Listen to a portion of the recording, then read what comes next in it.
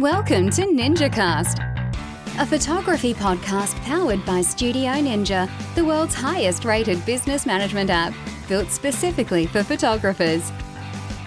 Listen and learn as the most successful photographers on the planet share their knowledge to help you transform every element of your photography business. Here's your host, Sally Shaw. Hi guys, welcome to NinjaCast. Today I'm joined by the wonderful Goldie. Today we're going to be covering everything from SEO, how to get your SEO working in the first place, and once it is working for you, how to convert those clients that are landing on your website. Let's get started. Hi Kyle, how are you?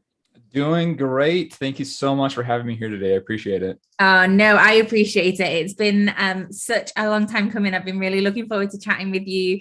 I know your schedule is packed out, which I'm sure we'll find out why in this episode. But yeah, I'm really excited to chat with you and delve into your topic of choice. So for our listeners that maybe haven't heard of you, give us a bit of background. Talk to me about your career, your time in the industry so far.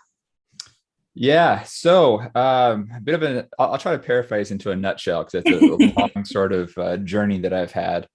But I got started by getting my business degree back in 2007. I realized at the time that I needed to make a little bit of money and I didn't know how to run my own business at the time. Mm-hmm. So I got into working for an advertising agency as a Google AdWords manager. Which kind of started my journey of learning data and data-driven decisions because I was living inside of essentially an Excel document. Mm-hmm. So I did that, but realized I hated working for other people. So I took the very small amount of money in my bank account. It was like $500, moved back in with my parents, which was not the most fun decision, and chose to get into something creative and something for myself, which was at the time photography. So that was about 14 years ago now. And that led me down the rabbit hole of getting into eventually commercial fashion photography, editorial fashion photography down in Los Angeles, primarily.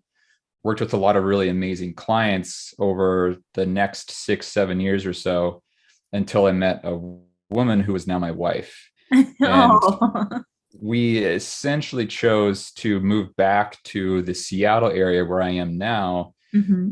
Because we were thinking forward. We didn't want to raise children down in Los Angeles.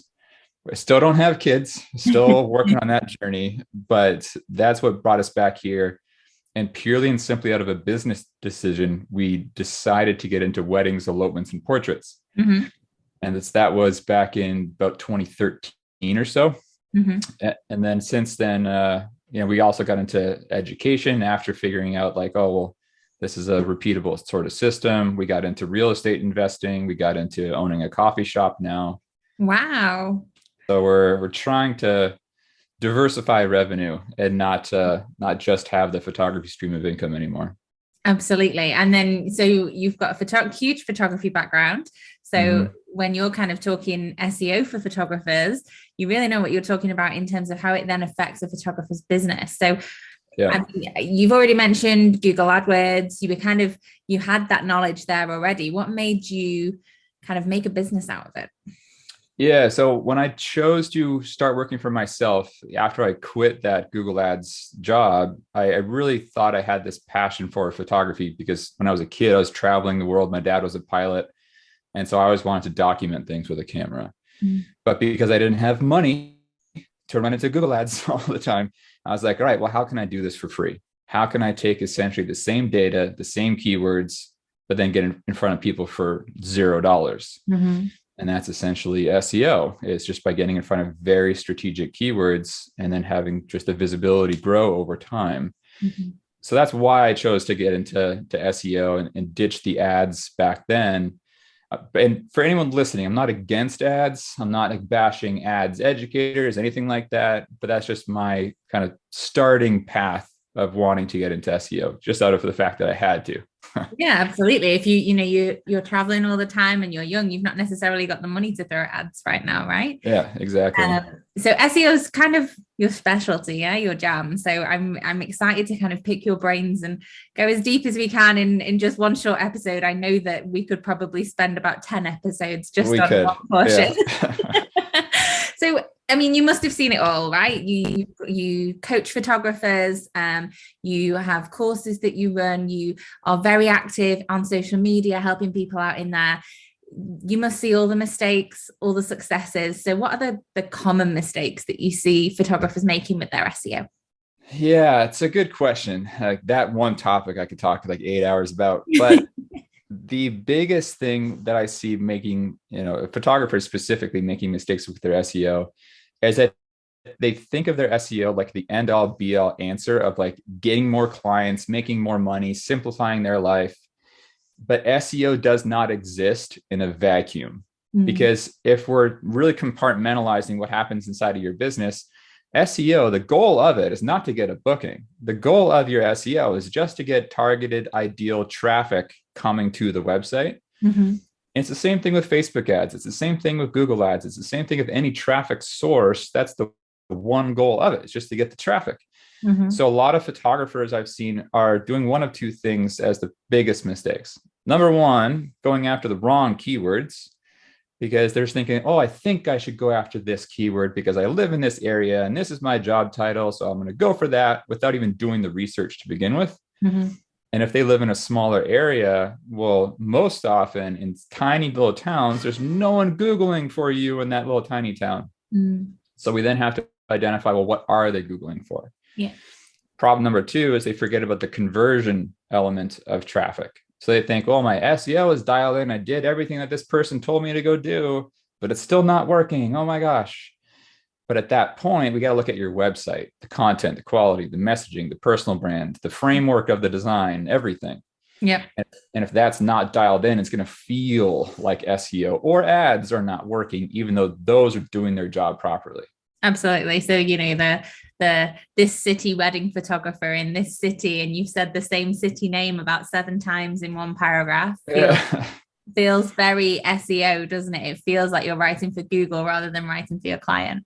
Yeah, there's definitely the blend of people in Google when it comes down to like your copywriting and like the strategy behind the keywords. But yeah, at the foundation, I can't tell you how many times I've seen someone's website saying, oh, I'm on page 1 for my keyword. Yay. I don't need any help. I look at their keyword. I look at the data, and then I tell them, and it becomes very uncomfortable, because then I'm like, well, did you know your keyword has a search volume of 0 people a month? Mm-hmm. And they're like, what do you mean? Yeah. And I'm like, well, yeah, no one's looking for this. And then we look at a map and we identify a city that's within about 90 minutes of like this bigger area. I'm like, well, have you considered going after this keyword over here? It's not ideal in the world of SEO going after something like that, but sometimes we have to, because there's just nothing around them. Absolutely. Now we're talking about keywords, keyword research. It's a term that we hear a lot when we talk about SEO or, websites in general, I guess. I think often photographers hear it and they kind of go, well, yeah, I resonate with that, but I don't necessarily know what to do with it. So how can photographers identify what keyword research is? How do they do it? How do they actually implement that? And how does it then affect their marketing, their SEO? How does it all link in? Yeah, totally. Another loaded question, but I'll try to answer it. We're going to be full of them today, Kyle. Yes, yeah, SEO in general, right? Because like every SEO question really answers with "it depends," and then it goes on with the thing. So for this, I would say start with a tool to do your SEO keyword research. The agency grade tools out there are things like Ahrefs, SEMrush, etc. But for a lot of photographers, they don't want to spend that type of money on a SEO tool. So I typically recommend photographers to start with a keyword tool called Keywords Everywhere. At the moment, it's only $10 for a whole year, which includes 100,000 search credits. Wow. So for most photographers, you're never going to have to spend more than $10 a year on a keyword research tool. Beyond that, yes, you'll have to start with a keyword that's transactional. So again, area plus job title. So let's just use London as an example here. So if we use London as an example, it would be something like, and you mentioned wedding photographers earlier. So London wedding photographer, London wedding photographers, London wedding photography, London, UK wedding photographer, and then photographers, and then photography, et cetera, et cetera. We have to look up all that type of data. And then we also have to look up all the different variants on all this, all the different surrounding area. as well as what I call brand awareness keywords. So that's another big thing a lot of photographers are missing out on regarding their keyword research. They're looking up their transactional stuff, their area plus job title, and then they're like, well, that's it. Thank you. And then they look at like the next city or something, but they forget all about brand awareness keywords. Brand awareness keywords for a wedding photographer, just as an example here, would be for wedding venues. Because if people are looking up the research for their engagement, and the very first thing that they do primarily is looking up a wedding venue to do their research to lock in their date. So if we can get in front of a lot of those keywords, you can get in front of a lot of people even before they're looking for a photographer. So if we do a lot of that, and a photographer, if they're doing it right anyway, could make ideally a lot of money, but also when they're dialing in the website, the content, the messaging, the framework. So yeah, they have to get in the mindset of their ideal client and like identify the keywords that they uniquely are using, and then look at the data through the Keywords Everywhere tool just to make sure that that's actually the thing they're Googling for. Yeah. So I guess, I mean, in a weird kind of way, what I'm hearing is maybe SEO doesn't come first, it comes second. You need the website there, you need the content there that's going to hook your ideal client and hook the clients that you want to work with. Yeah. And once you've got that, SEO kind of sends them your way. Yeah. So whenever people come to me and they're like, oh, I want help with SEO, normally I'll say, all right, let's go look at your website first. Sure. Because everybody in the world is wanting faster results, right? And there's a whole bunch of myths about SEO we can talk about briefly too, if you wanted to. But the first step for most people to get faster results is optimizing your website. Because most people have people that know of them already. They have some sort of an audience, even if it's not the number of people that they want right now. Well, if we convert to them better right now, before even the SEO stuff is kicking in, then great. You're going to get faster results. You're going to make more money. Your sales process is going to be simplified because we're putting your best foot forward first. Once that is dialed in, then we do your SEO keyword research, and then we do what's called on-page SEO, as well as your content marketing through the different pages and blog posts, et cetera. And then if we have to, then we look at your off-page SEO for like backlinks and building up that side of essentially of the website. Yeah, absolutely. That makes total sense. So, I mean, you mentioned myths there. Let's kind of dive into that a little bit. What are the SEO myths for photographers? Yeah, so a big one, like a huge one, really, is that SEO has to take months, and you have to be patient for months for your SEO to kind of kick in. And I say, like we said earlier, it depends, right? Because the biggest thing is it depends on the keyword itself.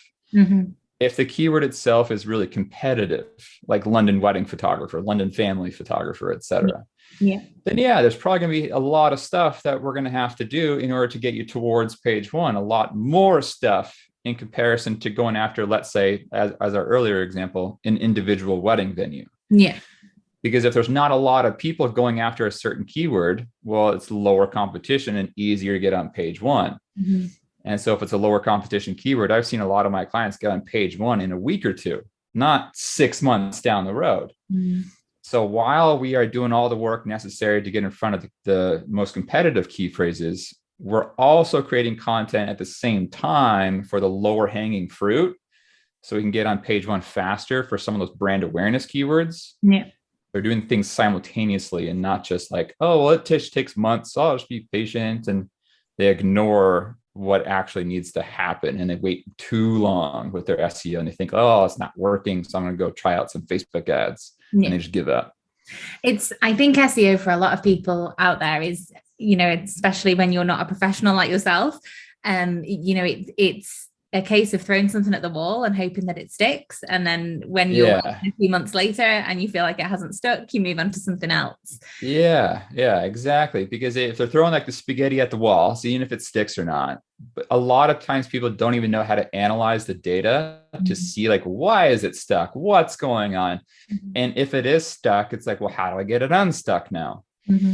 So when a lot of, not just photographers, but anyone who's learning SEO, a lot of times they're thinking it's a different language. It's so confusing. It's so technical. But when we're really talking about like the base root of it, it's not that way. It's just that a lot of, in my personal opinion, a lot of blog posts and a lot of YouTube videos over SEO stuff, the educator, the person that's saying all these things about SEO, they're a technical expert. And so that's just the way that they talk. Whereas for a lot of photographers, we need to talk about SEO in very a plain English sort of way. So it's not confusing. And then we look at the stuff that actually makes a difference. And we really not ignore the rest, but we don't put so much energy and so much thought into what I call getting stuck in the weeds. Because they can do like an SEO audit from someone and they're like, oh, well, your Twitter card is missing. And if someone's like, well, what the hell's a Twitter card? Why do I need this thing over here? Why is it saying it's a big error? I'm like, you should not worry about that. Don't worry about all these things. Just worry about the content. Push out that content. Don't overthink the content. Just push it out, push it out, push it out. There's a lot of noise, I suppose, in the SEO world that we need to cut through. For sure, definitely. So for our listeners, they're listening to this, they're thinking, yeah, I hear you. I kind of have a rough idea of what SEO is. I know I should be doing it. I'm maybe not doing it as much as I should do. I'm maybe not pushing that content out as much as I should. What can they do right after listening to this to make a difference to their website, their SEO? Kind of one or two things that they can go and do straight away. I mean, number one is always going to be proper SEO keyword research. It has to be proper SEO keyword research. Again, the keywords everywhere, Google Chrome extension, get that, pay the $10. Obviously, I'm not an affiliate for it. Just go get the tool. And get in your mindset of your ideal client avatar, whoever it is. If it's a family client, if it's a wedding client, whoever it is, get in the mindset of them. Look up your transactional keywords first. So the area that you live in, plus the areas that are around you. And for most people, I say areas that are within a 90-minute drive time. Look up all those different areas, identify what the keyword data is. It's a bit of a time-consuming process, but it's worthwhile because you pretty much only have to do it one time. And then go down the rabbit hole, your brand awareness keywords. If you're doing the two things there, the transactional keywords and the brand awareness keywords, and then you optimize your on-page SEO, which is your titles, meta descriptions, SEO tag structure like H1, header tag kind of stuff, as well as the keywords within the content. Great. You're going to be ahead of a lot of people already. And then if you go after the brand awareness stuff on your blog posts, great. You'll be even further ahead of a lot of people in your area. But it all starts with SEO keyword research. Love that. That's fantastic.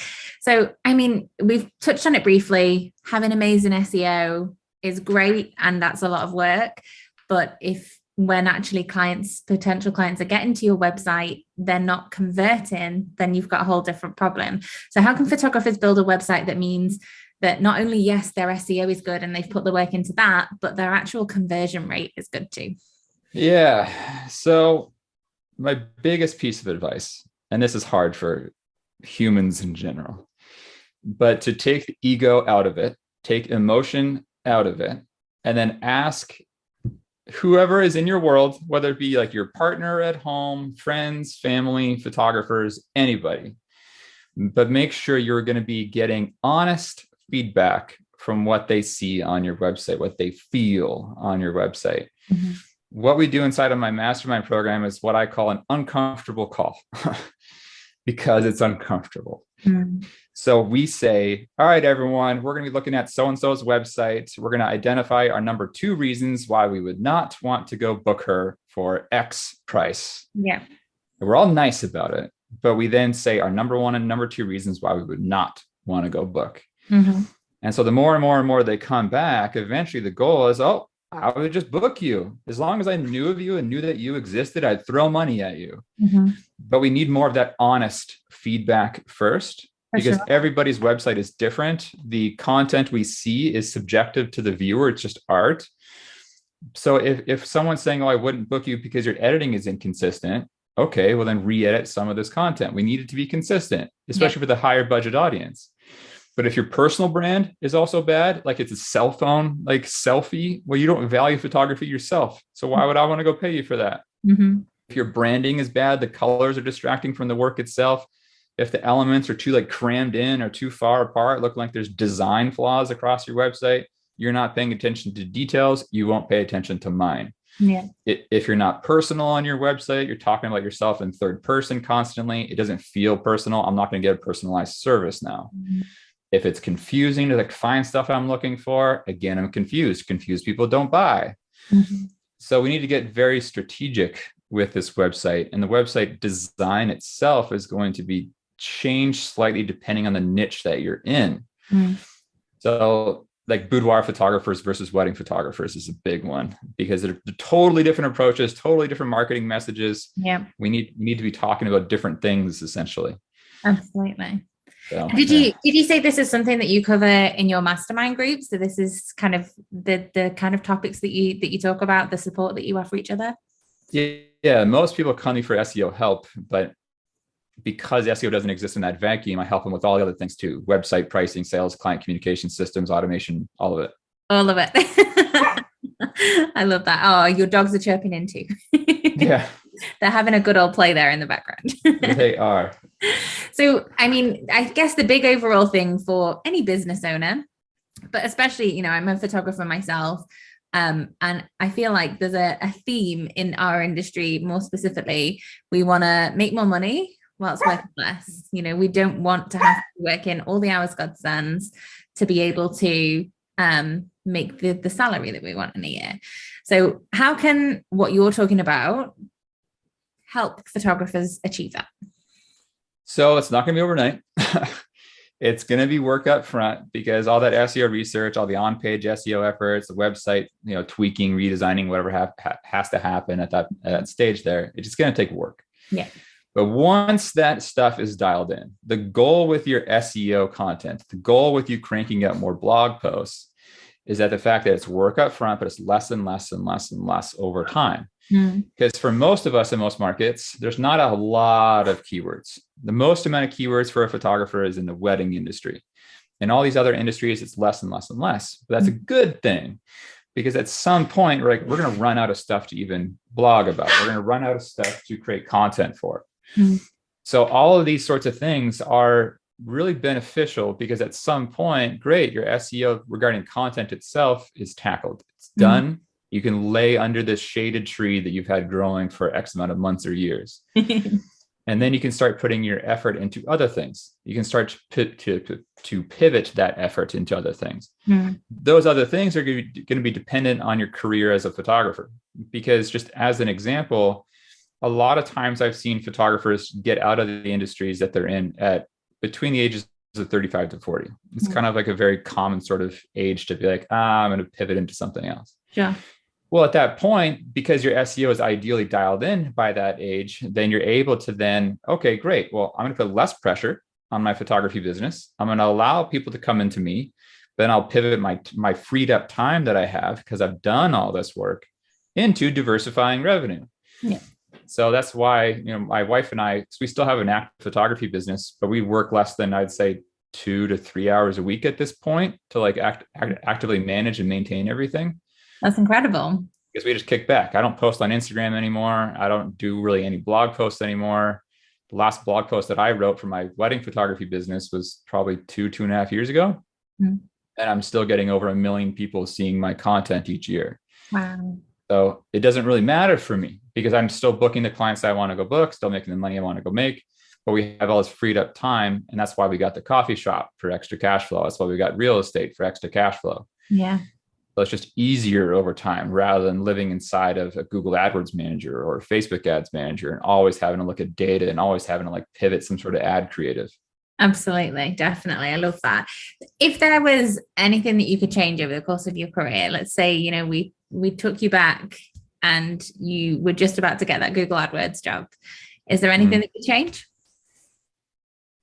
I don't think so. Honestly, like I loved going at it from the get-go from a data-driven approach. I learned really quickly, for the commercial photographers listening in, that SEO is not a big play for commercial work.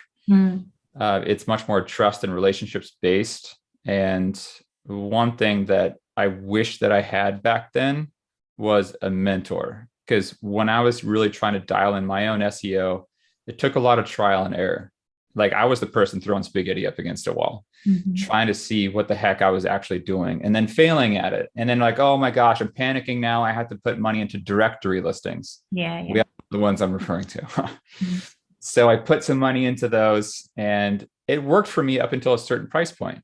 And then I was raising my prices further and further and further. I'm like, oh, those directory listings are not working anymore. So my SEO definitely needs to start kicking in. And then I put a lot more effort into it, but it was a lot of DIY. Yeah. I was taking the long path essentially by trying to figure it out on my own. Absolutely, definitely. If you could add a final piece of advice for our listeners, Kyle, something that made a massive difference for your business life or your personal life, what would that one piece of advice be? Take ego out of your business. And by that, I say with my own experience, I was very egocentric with things that I was doing. I was controlling everything. I felt like I had to edit my own photos. I felt like I had to write my own blog posts. I felt like I had to design my own website. And over the years, kind of looking back on things, I'm like, well, that blog post was written terribly, or that design was awful. Yeah. At the time, I thought I was good. I thought it was good enough. But looking back on it, it wasn't. And that's why I was stuck back then. Yeah. So all these sorts of things, take ego out, make more data-driven decisions in your business, and just do your due diligence to make sure that your return on investment is going to be there. Because if you're outsourcing anything, make sure it's a money-making activity, because you're then leveraging other people's time, saving yourself time, but still making the money you want to go make. For sure. I love that. If our listeners would like to find out more, get in touch with you, check out your mastermind group, your courses, how can they do all these things? The best way is going to be connecting with me personally on Facebook. I like actually building relationships with people. So just add me as a friend on Facebook, send me a DM. If you want to go to my website directly, that's just my name. So kylegoldie.com. You will see all the details of my mastermind, what's included, the price points, payment plans. I'm super transparent. I'm not the person that's going to hide anything behind the curtain, so to speak. Yeah. So it's all right there. And just build relationships. Just send me a DM. Amazing. Perfect. Well, Kyle, thank you so much for coming and joining us, having that chat. I know that we literally could have gone on for hours about every single one of those topics. So just to take the tip of the iceberg off each one of those was amazing. Yeah. Thank you so much for having me. I really appreciate it. Not a problem. I'll catch you soon. Thanks again. Yeah. Bye for now. Bye. Okay, guys, that's everything from me today. Thank you so much again to Kyle for coming and joining us on the show and imparting all of his awesome knowledge on SEO and all things websites. If you'd like to find out more, you can head to the show notes at www.studioninja.co/episode 65. As always, please don't forget to rate us on the podcast platform that you're listening on. A little bit of love goes a very long way. I'll see you next time.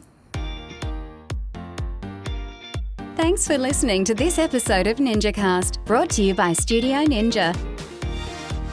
Beautifully designed and super easy to use, Studio Ninja will help you manage your leads, clients, shoots, invoices, contracts, workflows, and so much more. To learn more or start your 30-day free trial, go to www.studioninja.co.